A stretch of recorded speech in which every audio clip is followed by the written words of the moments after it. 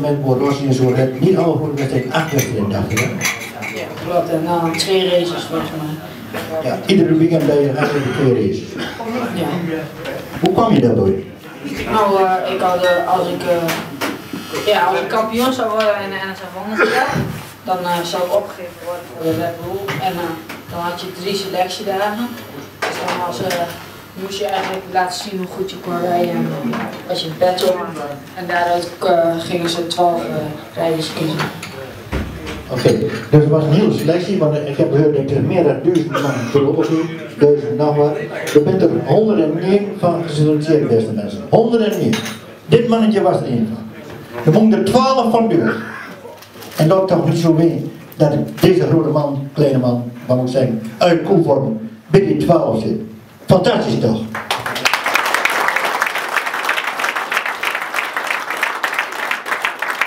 Ik wil natuurlijk ook door namens Evino van harte met feliciteren. Ja, maar daar kom je zo nog helemaal terug. Dan brengen we een stukje ervaring in de groep. Het vervoer, hefsie van elkaar, alles enzovoort enzovoort. Dat schulden we enorm in de kosten. En natuurlijk, dat mannetje, daar kunnen we niet in, daar ben je zelf coureur voor weer. En dat is en zo schoon van je.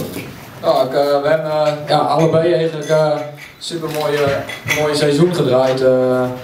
Ik zou in de Motor 3 Nederlands kampioen en dan Walid op de NSF 100. Dus voor Evino kon het eigenlijk niet mooier. En het Engels kampioenschap nog op Assen een keer derde gewonnen. In Engeland op Snetterton derde. Dus voor mezelf zei dat nog meer. Dus een mooi seizoen gedraaid. Hoe ging het met Walid, met de begeleiding? Eigenlijk wel goed. In het begin van het seizoen was Walid nog best wel druk, zeg maar. Dan, als ik op een stoeltje ging zitten en ik een verhaaltje met hem over vertellen, zeg maar, hoe het ging, dan voordat ik kon kijken bij iets van spreken, was Walid alweer weg. Dat werd wel beter, zeg maar. Je kon in het seizoen ook wel zien dat Walid naast de motor ook wel rustiger werd. Dus daar is hij zeker wel alleen vanuit gegaan. Maar Walid, je bent nog niet zo druk, of wat? Nee. Is goed, ik heb nog even staan Spanje en Engeland. Want je hebt Spanje gereden daar, in de Spaanse Open. Ja, klopt. De allereerste wedstrijd dit jaar zijn naar GS geweest, voor het Spaanse Open. Het niveau is gewoon gigantisch hoog in Spanje. En we kwamen nog op materiaal wat tekort en ze staan met zo'n materiaal en de start, dat is voor ons niet weggelegd. En toen kwalificeerde ik me niet op 400ste na. Ja, er zaten wat dingetjes tegen, zeg maar, op zaterdag in de kwalificatie. Nou, toen stonden we met lege handen naast de baan en toen konden we zondag weer bij zijn. Zoals in Spanje was het niet zo'n succes en toen hebben we ons verlegd op Engeland. Daar is het niveau qua materiaal ook wat lager, dus dan kun je beter meedoen. De bus is inmiddels klaar, dus...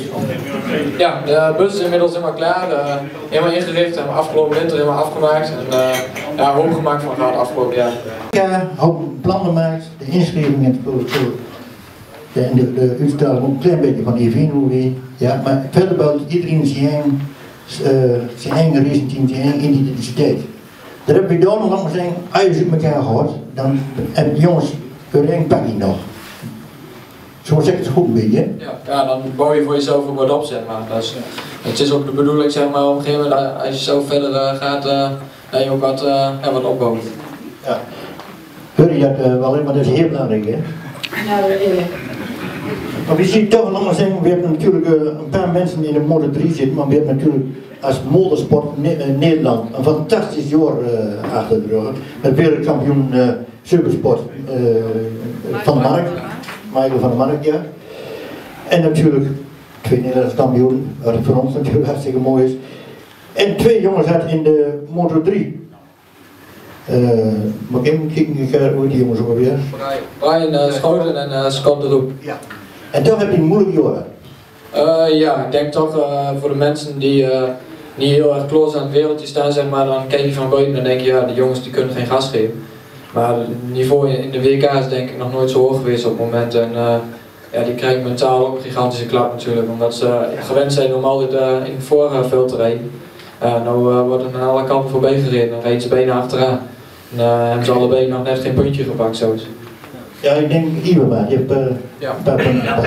Ja. ja, Jasper Teens, de TT, was die volgens mij 12e. Heeft hij 4 punten gepakt. Dus dat is, ja, dat is wel heel knap. En jij rijdt met de laag van Ilema, dacht ik? Ja, ik heb van Jasper ja, eigenlijk als laatste gesponsord gekregen. Geweldig. Die had hij ook aan bij de TT, alleen die laatste.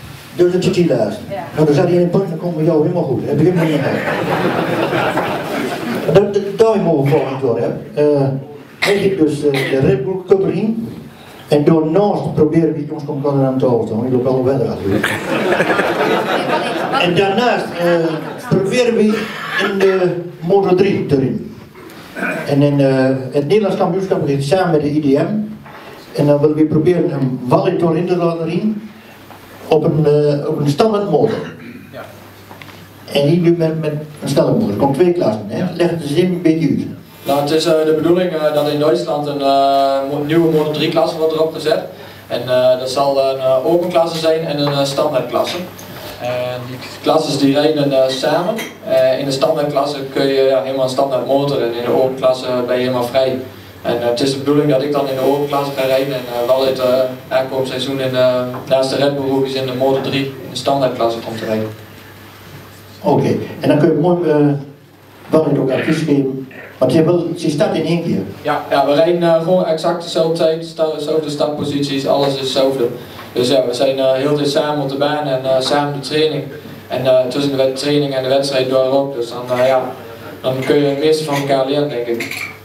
Maar ik wil zeggen, er wordt voldoende deelname weer. Op het moment was de inschrijving nog niet op te hoog, dacht ik.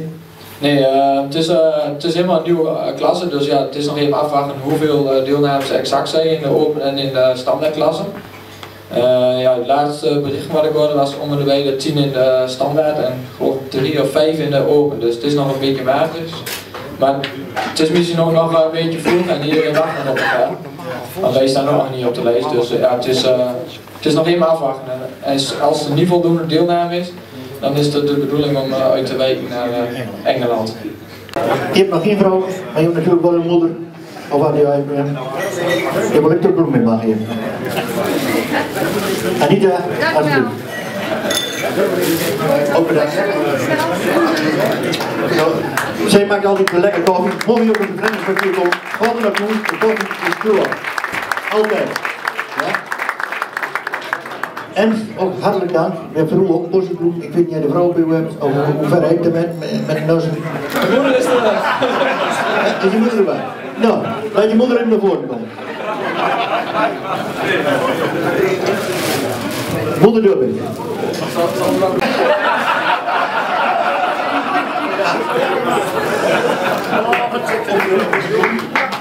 Geweldig inzet.